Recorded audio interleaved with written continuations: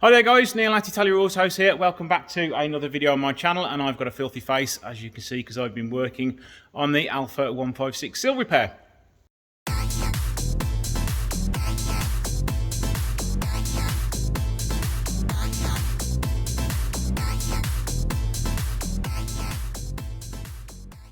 So in the last episode we removed the sill, got rid of as much rust as possible and treated it. What I've just been doing off camera is I've just been offering the sill up to a repair section I've done just to make sure it all lines up. So let's go and have a look at it now. So the sill is just held on temporarily at the moment, but what I've done is behind here, I've just made this rough panel up here with a rough size and length which is correct to meet where it was before. Put a few little tacks on here just to start to line it all up. I've fitted the sill and that fitted pretty well.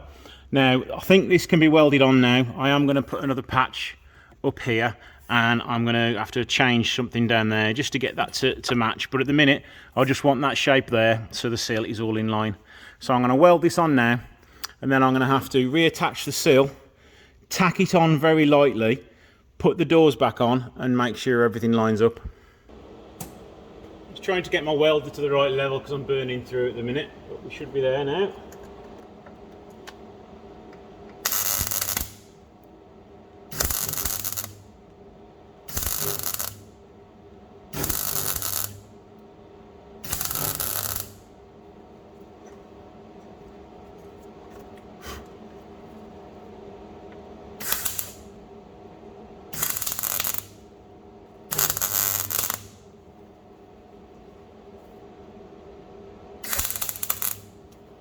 Right, I've just welded that in there now, so we do have a very sturdy bit of metal indeed.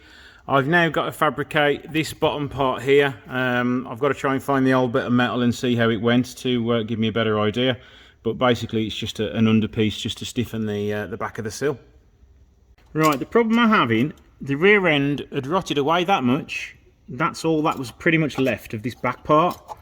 I can't find what I did with this bit here. I think that's one in the bin. So I've got to fabricate a part to go here, but I can't remember for the life of me how it should be built. I've got to put another skin down the back of there, but yeah, it's awkward, not easy. Been a little bit busy behind the scenes, been doing a little bit of welding and a little bit of fabricating, so I'll show you at what point I'm at now. I have just sort of tack welded the rear sill, and from what I can tell, we're all reasonably in line, but this sill needs to come up in the air a little bit more this end. It is a little bit low. As you can see, I can get my finger in here, but I can't get it in here. As you can see, just on the inside there, just put a couple of little tack welds. So I just need to raise those up a little bit, and then we're all in line. But fingers crossed these doors can stay on now, because they are a bit of a pain in the backside to carry them around and take them on and off every 2 seconds. So other than a few little welding jobs, we should be good to go now. Let's carry on with it. Right, it's now a few hours later. I have been a naughty boy and I haven't filmed it. I just wanted to crack on with it, lining it all up, putting it all on. Didn't really run into many problems, so I'll quickly show you how far I've got. So this sill is still just tacked on. The rear end has been all welded up now, all solid and tight. I have ground down some of my welds here. It is going to need some filler here, of course, but it matches pretty well for a pattern part. I mean, there is a little bit of gap there, but that can be adjusted by the door lock. But I think from what I remember anyway, it was a little bit proud in that corner there, and it was also proud here. But that can all be pushed in, not a problem, or pushed out, whichever. And so yeah, all we've got left to do now is do all the little spot welds and weld this bit here and the part underneath the wing where I need to weld that up as well.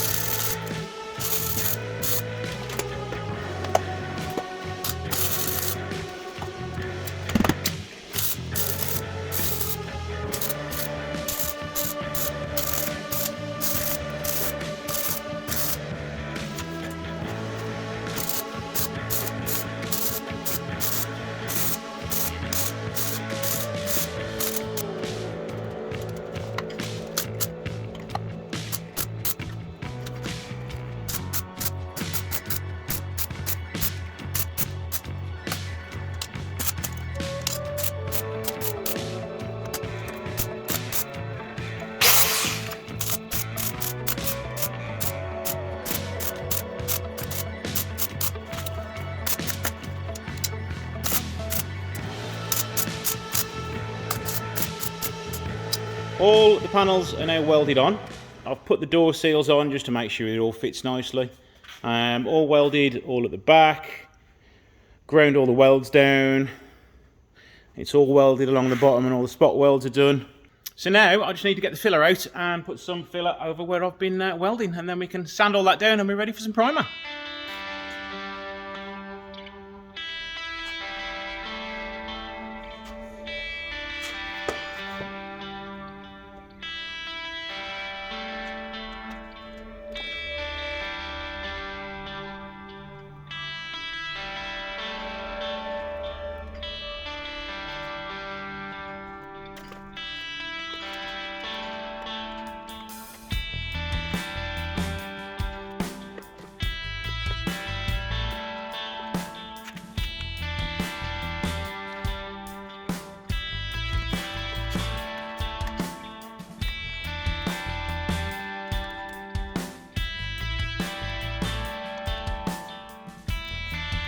Not the tidiest filler work I've ever done, but we're probably going to need a couple more coats on it to get rid of everything and get it nice and smooth anyway, so I'm not too bothered with the first coat.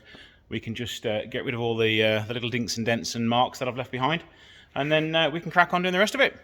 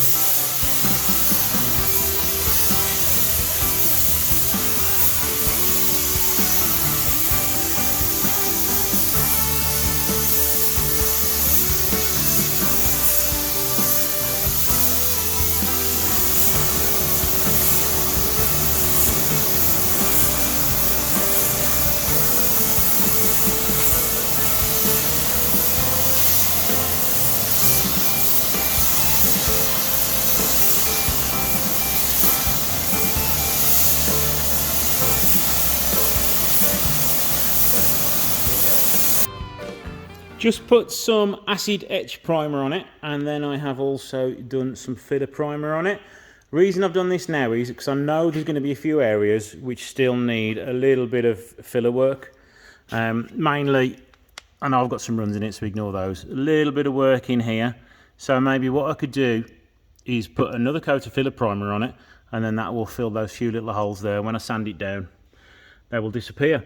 There's a couple of little dents along there which were just from the panel, but as there's going to be a side skirt on it, I don't think I need to worry about those.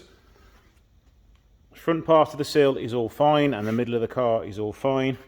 We've just got a couple of dents here to get rid of, but to be honest, you're not going to really see those when they're on the car, but I'm going to have to tap those in and get rid of those as well. So I'm going to leave this primer to dry overnight, and then I can just tackle those few little bits down there and maybe that little bit at the end there, and then we're good for some colour.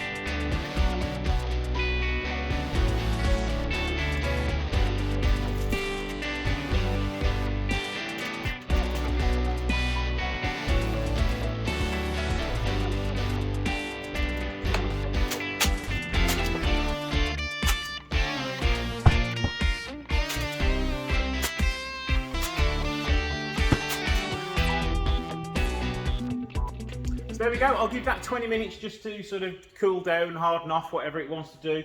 And then I need to get the riv nuts out and make some new holes in the bottom of the sills so I can attach the side skirts.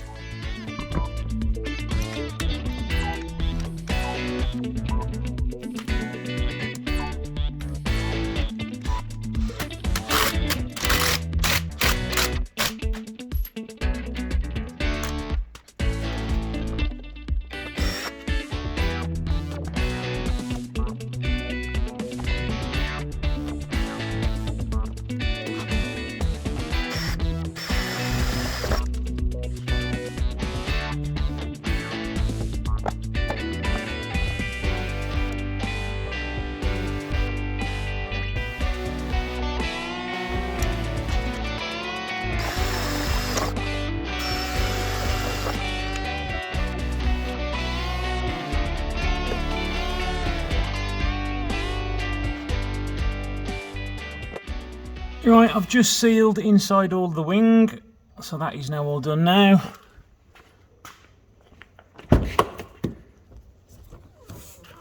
Also sealed all the way down there. So one of the last jobs to do is fit the wheel arch liner and put the wheel on.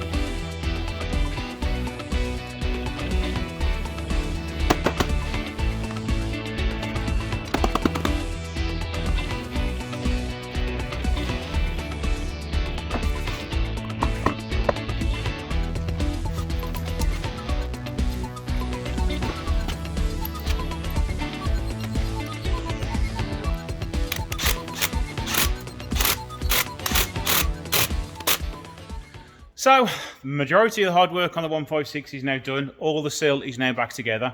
I have still got a little bit of welding to do and underseal it and a few other bits and bobs for it, got to MOT it. But you can see it's all back together now and on the ground, so we can start it up, move it outside.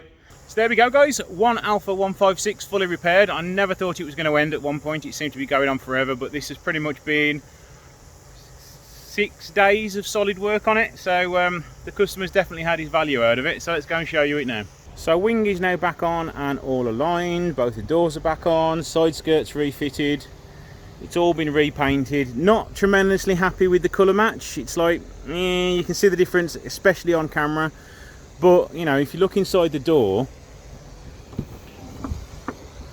you can't really tell that it's been painted. It just seems to be that surface and all in there, but yeah, you would never tell that that sill's been off. Been a lot of hard work on that. So onto all the interior, and you can see there, you can't really tell that it's been blended inside the door. It's just that bit there which is a little bit puzzling. So the car has just been washed and polished, so there is a few bits of crap inside it and moisture, but that needs to be wiped off still. And there's the front, all done. The interior is actually quite nice. There's a little bit of wear on the driver's seat and a little tiny bit there, but you know, it's all there and it all works. So there we go, guys. Massive kudos to the customer for repairing this one. It greatly outweighs the value of the car, the cost of repairing this, but you know, it's another Alfa saved and a lot of people appreciate that, and it's been a good video for you guys to watch, and it's been quite entertaining for me to do it as well. So don't forget to give the video a share, a like and a subscribe, and thank you for watching, and I'll see you in the next video.